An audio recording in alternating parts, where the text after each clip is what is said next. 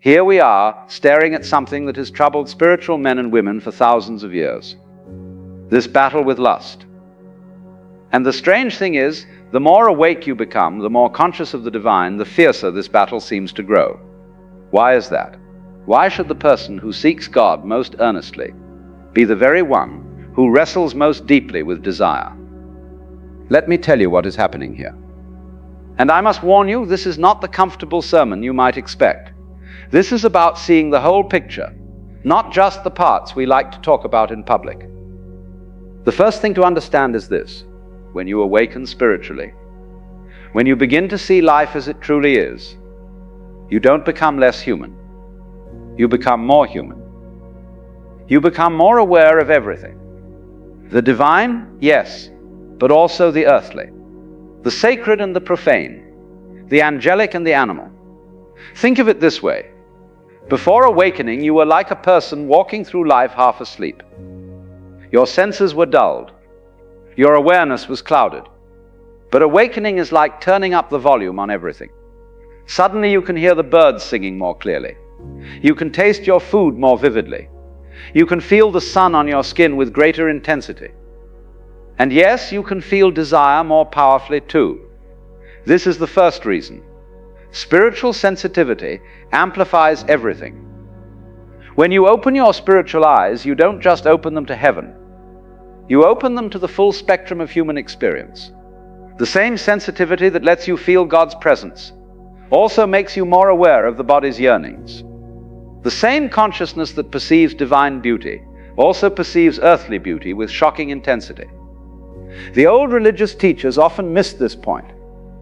They thought awakening would make you less aware of the flesh, but it's exactly the opposite. A spiritually awake person feels everything more deeply: joy and sorrow, peace and restlessness, love and lust. The heightened state of awareness that comes with spiritual growth doesn't shut down your humanity.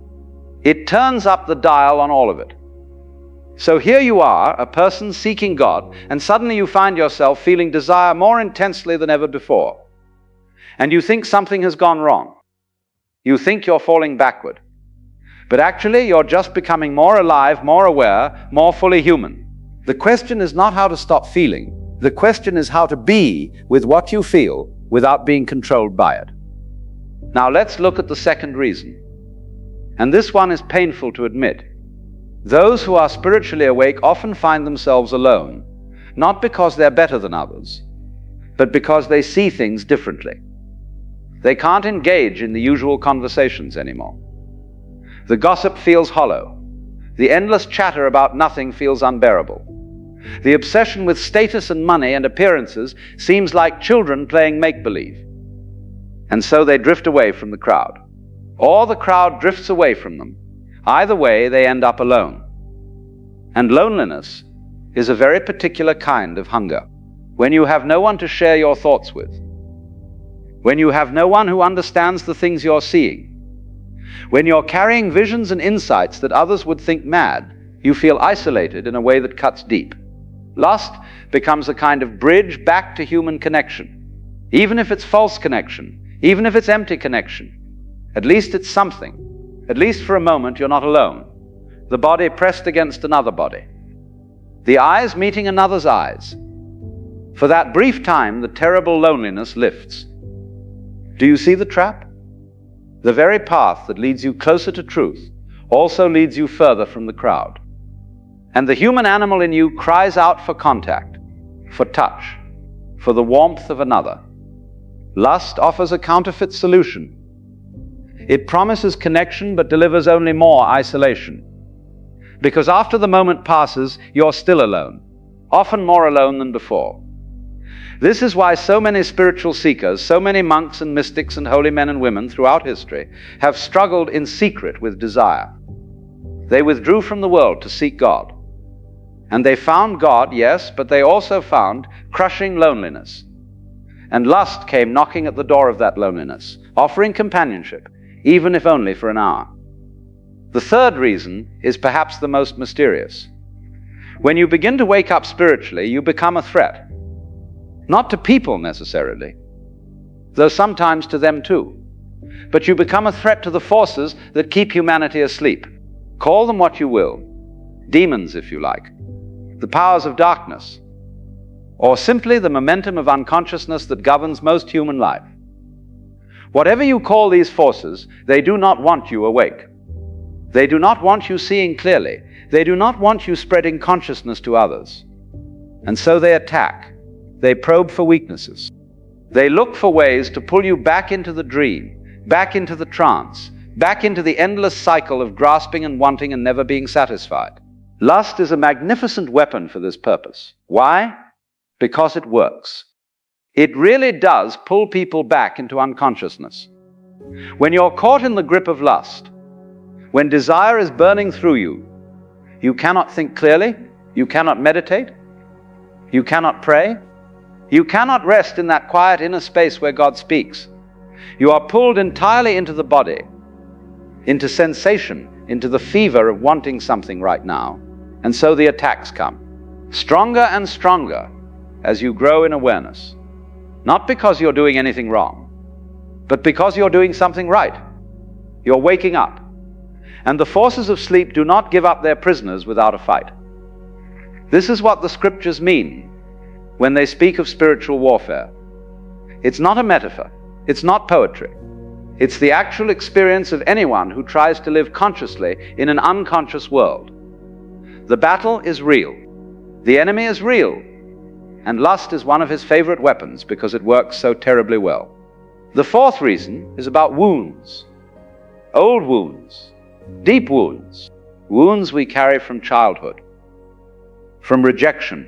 From betrayal. From all the ways life has hurt us before we even knew what was happening. Most people walk through life never looking at these wounds. They're too painful. Too frightening. But when you begin to wake up spiritually, you start seeing them. You start feeling them. All the old pain rises to the surface. The abandonment, the shame, the fear of not being loved, the conviction that you're not enough. And here's what happens. Lust offers to soothe these wounds. It offers a temporary balm. When you're in the grip of desire, when you're pursuing or being pursued, you forget the pain for a while. You feel wanted. You feel alive. You feel like maybe, just maybe, you are enough after all. But it's a lie. Lust doesn't heal wounds. It just covers them up for a moment. Like putting a bandage on a festering sore without cleaning it first. The infection remains and often grows worse. Because now you've added shame to the wound. Now you've added the knowledge that you're using people or being used, or both. Now you've added another layer of pain on top of the original pain. The spiritually awake person sees all of this. They see the wound. They see the lust rising to cover it. They see the shame that follows. They see the whole cycle. And seeing it doesn't make it stop. Sometimes seeing it makes it worse. Because now you're aware of what you're doing even while you're doing it. You're conscious of the trap, even as you step into it. Healing these old wounds requires something else entirely. It requires facing them, sitting with them, letting them be felt without running away into distraction or comfort or false connection. This is hard work, the hardest work there is. And many people, even spiritually awakened people, would rather battle lust than do this deeper work of healing. Because at least lust offers moments of pleasure, however brief. The work of healing offers only pain, at least at first. The fifth reason is the most paradoxical of all. The very gifts that make you spiritually powerful also make you vulnerable. When you have heightened sensitivity, when you can feel the divine presence, when you can sense the interconnection of all things, you're operating at a very high frequency. Your consciousness is expanded. Your awareness is vast. But you're still in a body. You're still flesh and blood. You're still subject to all the drives and hungers and needs of the animal self. And here's the strange thing. The higher your consciousness rises, the stronger the pull downward becomes. It's as if the universe seeks balance, as if the very expansion of your spiritual nature creates an equal and opposite pull toward the purely physical. This is why so many spiritual teachers, so many gifted healers and prophets and visionaries have fallen into scandals of the flesh. Not because they were hypocrites, not because their spiritual gifts were fake, but because the combination of high spiritual power and unguarded physical nature creates a dangerous situation. Like a tall building without a foundation, the higher it rises, the more catastrophic the fall. The answer to this is discipline. But not the grim teeth-gritting kind of discipline that feels like punishment. Rather, the discipline of tending to the whole self, spirit and body, mind and flesh. You cannot just soar in the spiritual realms and ignore the needs of the body. You cannot just pray and meditate and expect the physical nature to take care of itself. The body needs to be honored, fed properly, exercised, given rest, given healthy touch and connection, given creative expression. When these needs are met in healthy ways, lust has less power. When they're ignored or denied, lust becomes overwhelming because it's trying to fill too many holes at once. So what do we do with all of this? How do we live with this strange combination of heightened spiritual awareness and powerful physical desire? First, we stop pretending the battle doesn't exist. We stop acting as if spiritual people are supposed to float above all this earthly messiness. The flesh is real. Desire is real. And fighting a real enemy requires acknowledging it's there. Second, we stop fighting alone. The isolation I spoke of earlier is part of the trap. Lust thrives in secrecy. It grows in darkness, when we can find even one other person to be honest with, someone who won't judge us but will stand with us. The power of lust begins to break, not because confession is magic, but because isolation is what feeds the beast. Third, we attend to the wounds. This means sitting with the pain instead of running from it.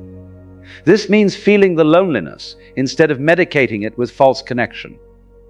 This means looking at the old rejections and abandonments and letting them be seen and acknowledged.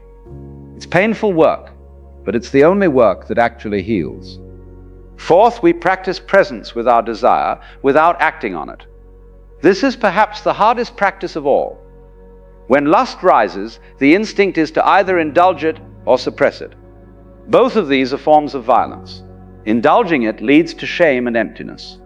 Suppressing it leads to explosion later. The middle way is to simply be present with the feeling. To feel the heat of desire without having to do anything about it. To notice how it rises and falls like a wave. To observe it the way you might watch a storm from a safe place. This takes tremendous courage.